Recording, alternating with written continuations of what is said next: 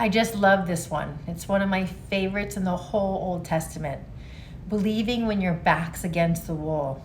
Exodus 14, verse 21.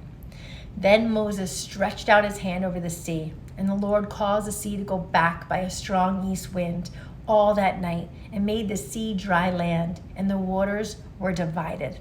Exodus 14, verse 21. A thorough study of the Bible shows us that the men and women God used in mighty ways always had the attitude of celebrating what God had done.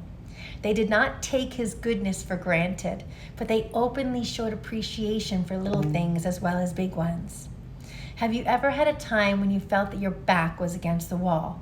You had a big problem, but no solution. And then suddenly, God did something amazing and enabled you to escape safely from your problem. Did that ever happen to you? Most of us can think of a time like that, when the Israelites were being led out of Egypt by God, working through Moses. Their backs were against the wall. The Red Sea was in front of them, and the Egyptian army was behind them.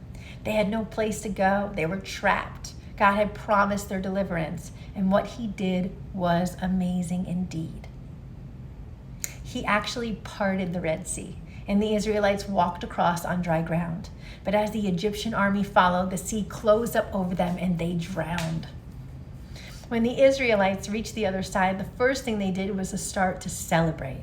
Imagine if I was there just to see that, to see what God did.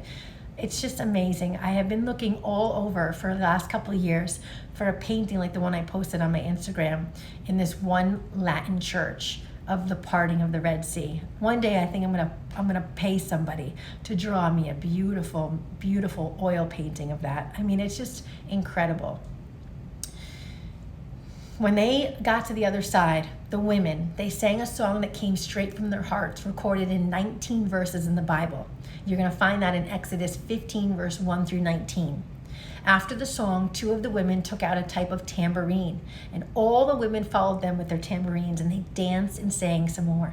The entire song talked of what God had done, how great he was, how he had redeemed them and dealt with their enemies.